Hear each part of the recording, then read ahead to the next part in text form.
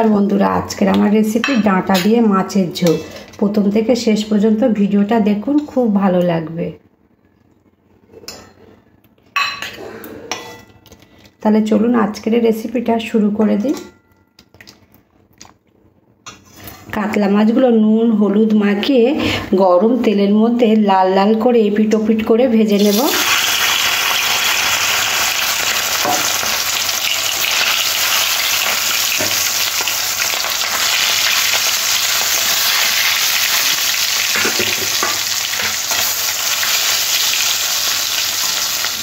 মাছগুলো লাল লাল করে ভেজে নিয়েছি, এবারে তুলে নেব।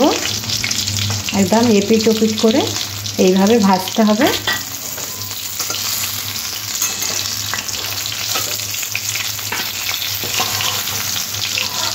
এবার একটু 5 ফোড়ন দিয়ে দেব। আর আলু আর ডাঁটাটা একসাথে লাল লাল করে একটু ভেজে নেব।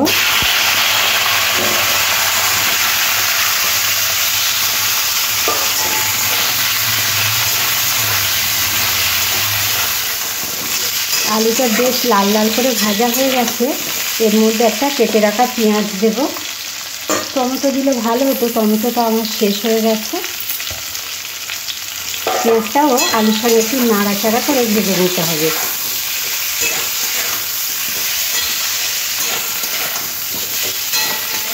এই গরমের সময় এরকম ডাঁটা আলু দিয়ে পাতলা মাছের ঝোল হলে খেতে বেশ ভালো লাগবে। এরপরে দিয়ে দেবো অল্প করে আদা আর জিরে বাটা। এরপরে দিয়ে দেবো হলুদ গুঁড়ো, অল্প একটু লঙ্কার গুঁড়ো। এই তরকারিটা বেশি ঝাল ঝাল হবে না। আর মিষ্টি ধোয়া জল দেবো, দিয়ে ভালো করে সবজির সাথে কষে নেব। আলু ডাঁটা মশলার সাথে খুব ভালো করে কষা হয়ে গেছে, এবার জল দিয়ে দেবো।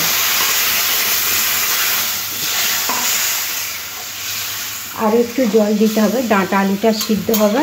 আর আমি এখানে একটু ঝোল ঝোল করে বানাবো।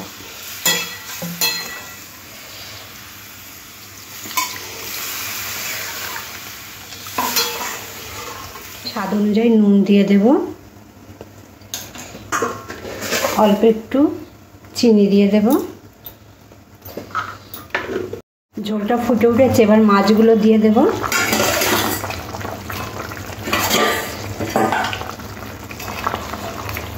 এরপরে ঢাকা দিয়ে দেবো, আর কম আছে 10 মিনিট। 10 মিনিট পরে ঢাকাটা খুলে নেব। দেখুন আলু ডাঁটা খুব ভালোভাবে সিদ্ধ হয়ে গেছে। এবারে ভাজা জিরের গুঁড়ো দিয়ে দেব।